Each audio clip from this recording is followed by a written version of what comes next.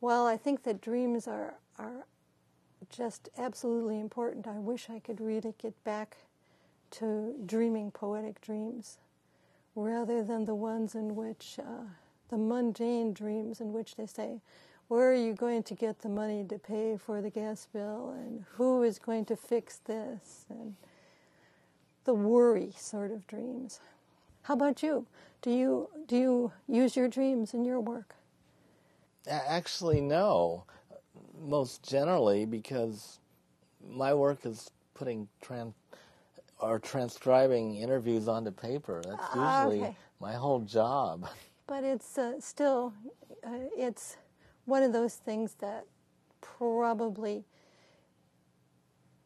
is part of it in terms that you have to think about the kind of questions you want to ask and people you want to see and the relationship to everything else. So you probably are using your dream and unconscious somewhere. One would hope, yeah. I mean, there's a whole erotic component of dreams that is kind of scary to me. Okay. Well, it does have an erotic component. But you've published a remarkable number of things, too, in research. We've only done, 4 issues of Arsenal.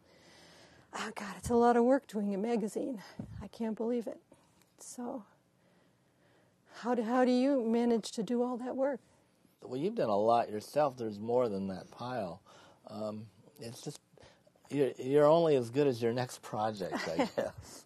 And then you don't look back. Okay. Well, actually, one of the things that has come in the way of the Surrealist project a little was us getting involved with Charles H. Kerr Company. Oh, that was great that you took, I hate to say took it over, that doesn't sound right politically, but you got involved. Okay, it actually was kind of a takeover, but we won't go into that.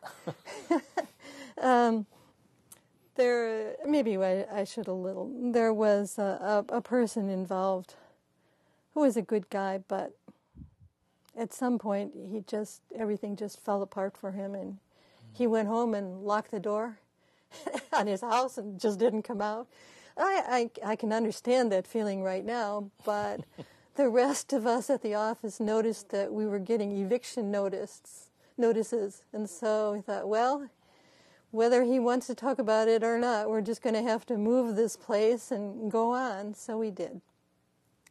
And that's how that happened.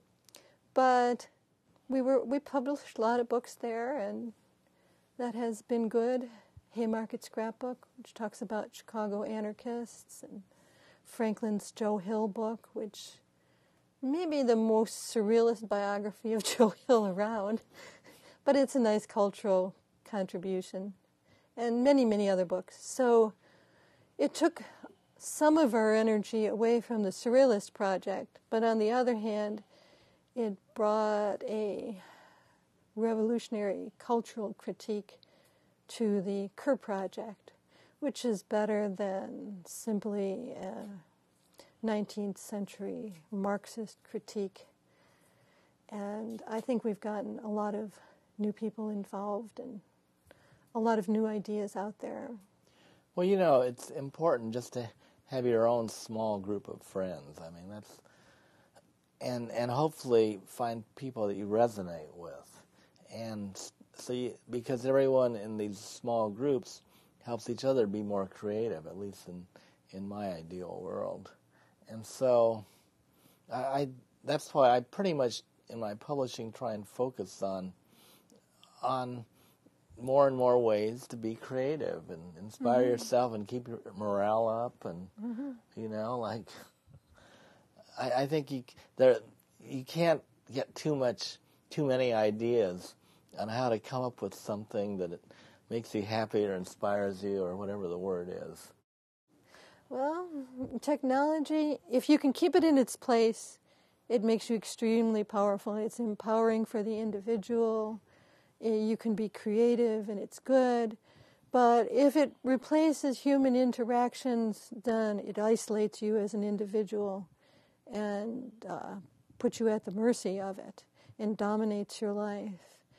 And so I think we have to be very careful with technology that we are using it and not that it is using us.